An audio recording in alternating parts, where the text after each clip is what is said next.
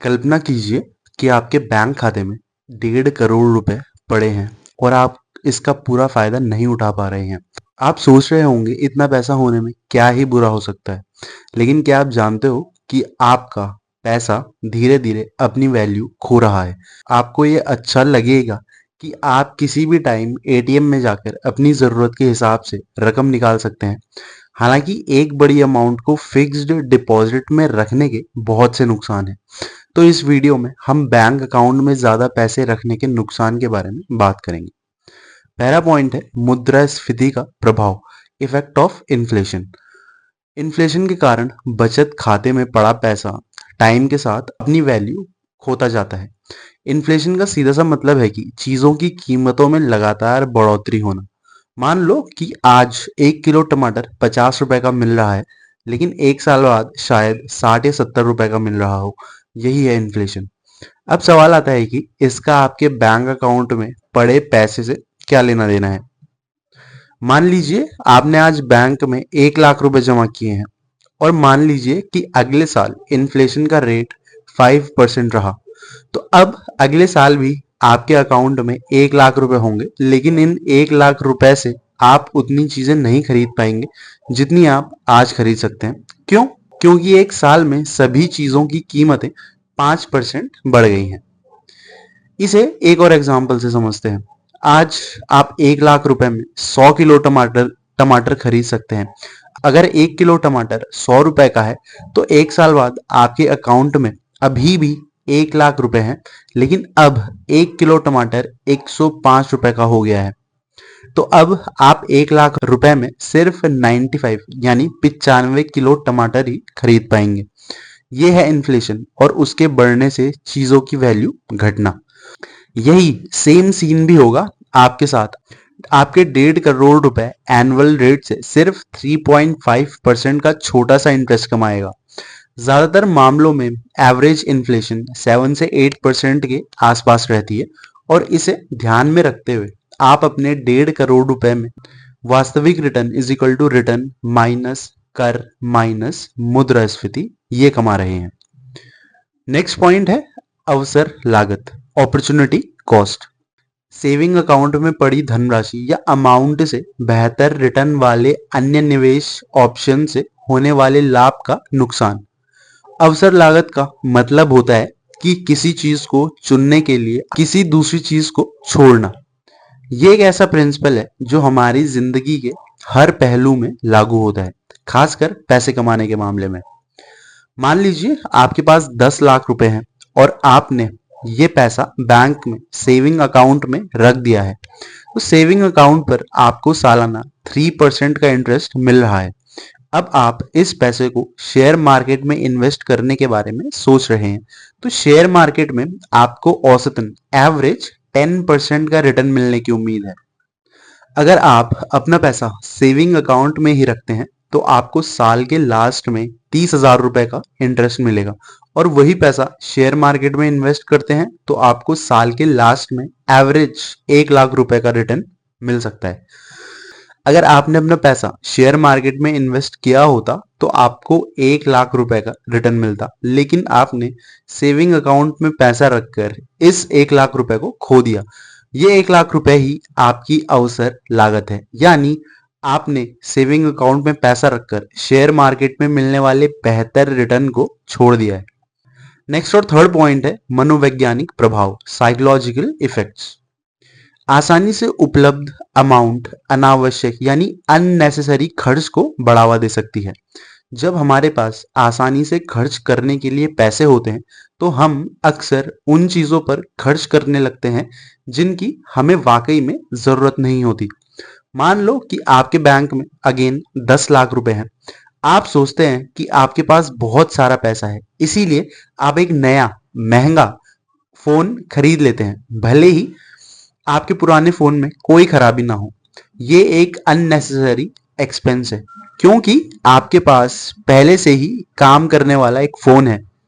क्यों ऐसा होता है? ऐसा इसलिए होता है जब हम देखते हैं कि हमारे आसपास बहुत सारा पैसा है, तो हम सोचते हैं कि हम इसे खर्च कर सकते हैं। हम तुरंत सुख पाने वाली चीजें खरीदते हैं।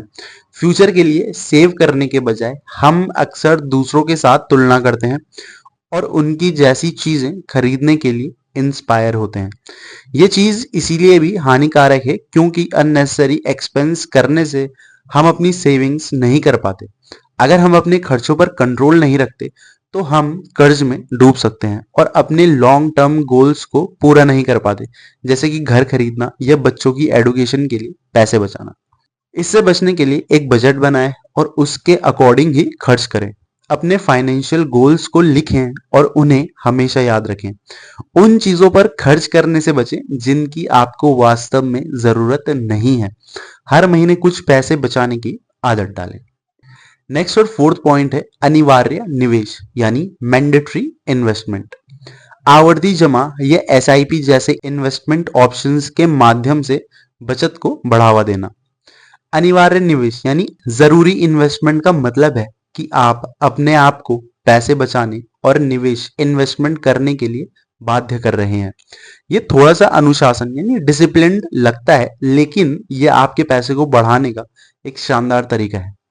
आवर्ती जमा रिक्रूटिंग डिपॉजिट या सिस्टमैटिक इन्वेस्टमेंट प्लान एसआईपी इसके अच्छे एग्जाम्पल्स हैं। आवर्ती जमा आरडी रिक्रूटिंग डिपॉजिट क्या है? इसमें आप हर महीने एक फिक्स्ड अमाउंट में जमा करते हैं एक फिक्स्ड टाइम के बाद और आपको इंटरेस्ट सहित पूरी अमाउंट मिल जाती है।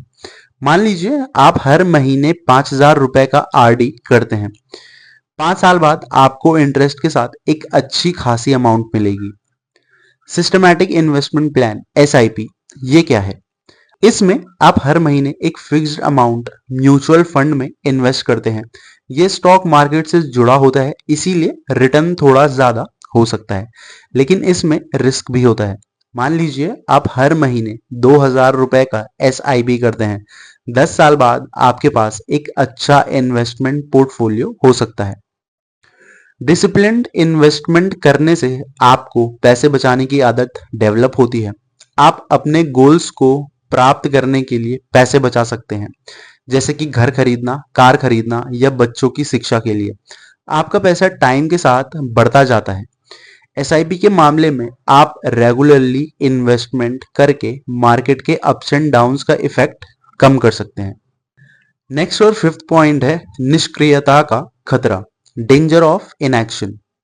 अधिकांश लोग अपनी बचत को निवेश करने के बजाय सेविंग अकाउंट में ही रख देते हैं। मान लीजिए रमेश के पास 10 लाख रुपए हैं। उसने ये पैसे एक नई कार खरीदने के लिए बचाए थे, लेकिन कुछ पर्सनल रीजंस के कारण उसने कार खरीदने का फैसला टाल दिया। अब ये 10 लाख रुपए उसके सेविंग अकाउंट में पड़े ही हैं। तो रमेश को इस सिचुएशन में लगता है कि ये पैसा सेफ है, लेकिन रियलिटी में ये पैसा इन्फ्लेशन के कारण धीरे धीरे अपनी वैल्यू खो रहा है। मुद्रास्फीति क्या है, इसके बारे में हम पहले ही बात कर चुके हैं। रमेश ने अपना पैसा इन्वेस्ट नहीं किया, इसीलिए उसे इस पैसे पर मिलने वाला इंटरेस्ट जो कि बैंक में पड़े पड़े मिल रहा है वो बहुत कम है। इन्फ्लेशन के कारण ये इंटरेस्ट उसकी कैपिटल के नुकसान की भरपाई करने के लिए भी काफी नहीं है।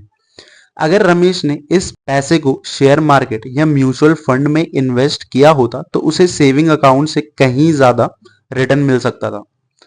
इसीलिए हर महीने बैंक अकाउंट से पैसे को स्वचालित रूप से निकालना जरूरी निवेश का एक अच्छा तरीका हो सकता है।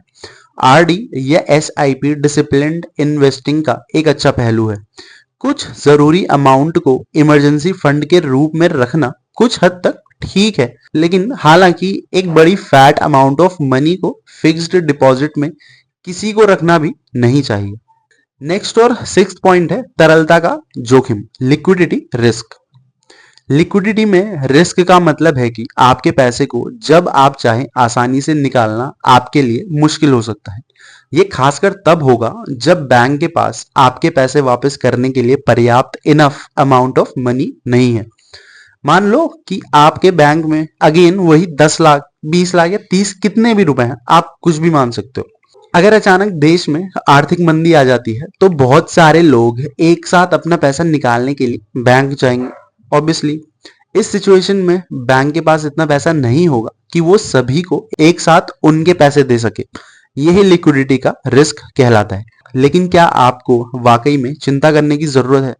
इंडिया में डिपॉजिट इंश्योरेंस कॉर्पोरेशन DICGC नाम की एक संस्था है जो बैंक में जमा आपके पैसे की सुरक्षा करती है।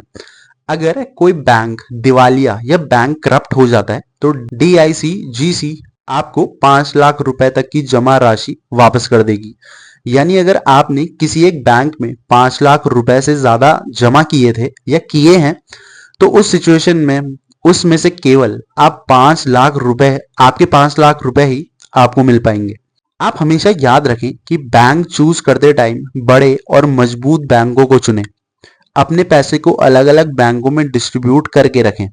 इससे अगर एक बैंक को कोई समस्या होती है तो आपके सारे पैसे एक साथ खतरे में नहीं आएंगे। केवल बैंक में ही पैसे ना रखें, शेयर बाजार, म्यूचुअल फंड आदि में भी इन्वेस्ट करें। लेकिन किसी भी निवेश से पहले एक एडवाइजर से सलाह जरूर लें। नेक्स्ट और 7 पॉइंट है कर संबंधी मुद्दे, टैक्स इश्यूज। जरा कल्पना कीजिए कि आपके बैंक खाते में अचानक से बहुत सारा पैसा जमा हो जाता है। ये पैसा आपके नॉन इनकम सोर्स से मेल नहीं खाता। ऐसे में इनकम टैक्स डिपार्टमेंट को यह डाउट हो सकता है कि ये पैसा किसी अवैध गतिविधि यानी इलीगल एक्टिविटी से आया है। मान लीजिए कि आप एक सरकारी नौकरी करते हैं और आपकी सालाना इनकम 5 लाख रुपए है, लेकिन आपके बैंक अकाउंट में अचानक 50 लाख रुपए जमा हो जाते हैं। तो इस सिचुएशन में इनकम टैक्स डिपार्टमेंट इस बात की जांच करेगा कि ये पैसा कहां से आया है आपके अकाउंट में। क्या यह आपकी कोई पुरानी सेविंग्स है? क्या आपने कोई प्रॉपर्टी बेची है या फिर यह पैसा किसी इलीगल एक्टिविटी से आया है? अगर आप अपनी इनकम को छिपाकर बैंक में जमा करते हैं तो यह टैक्स चोरी का मामला बन जाता है। इंडिया में टैक्स चोरी एक सीरियस क्राइम है। अब सवाल आता है कि क्यों होती है आयकर विभाग की जांच? आयकर विभाग यानी इनकम टैक्स डिपार्टमेंट का मुख्य उद्देश्य टैक्स चोरी को रोकना है। सभी नागरिकों को अपनी इनकम के अनुसार टैक्स देना चाहिए। टैक्स से प्राप्त धन या टैक्स से प्राप्त अमाउंट का उपयोग देश के डेवलपमेंट के लिए किया जाता है। टैक्स चोरी के पकड़े जाने पर आपको अपनी छिपाई गई इनकम का कई गुना जुर्माना देना पड़ सकता है। आपके खिलाफ आपराधिक मुकदमा दायर किया जा सकता है। गंभीर मामलों में आपको जेल की सजा भी हो सकती है। दोस्तों, इस वीडियो में हमने बात की 7 पॉइंट्स की जो आपको याद रखने चाहिए अपनी अमाउंट को फिक्स्ड डिपॉजिट में रखने से पहले। वो पॉइंट्स थे, पहला था मुद्रास्फीति का प्रभाव, इफेक्ट ऑफ इन्फ्लेशन। दूसरा था अवसर लागत, अपॉर्चुनिटी कॉस्ट। तीसरा था मनोवैज्ञानिक प्रभाव, साइकोलॉजिकल इफेक्ट्स। चौथा था अनिवार्य निवेश, मैंडेटरी इन्वेस्टमेंट। पांचवा था निष्क्रियता का खतरा, डेंजर ऑफ इनएक्शन। सिक्स्थ था तरलता का जोखिम, लिक्विडिटी रिस्क। और 7th और लास्ट था कर संबंधी मुद्दे, टैक्स इश्यूज। दोस्तों, अगर आपको वीडियो अच्छी लगी हो तो वीडियो को लाइक, शेयर और चैनल को सब्सक्राइब करना ना भूलें। More informative content is on the way. Thanks for watching. और अगली वीडियो में हम बात करेंगे कि learn to invest like a woman, a proven strategy. मतलब महिलाओं की तरह इन्वेस्टमेंट कैसे करें और इन्वेस्टर्स को क्या सीखना चाहिए महिलाओं से।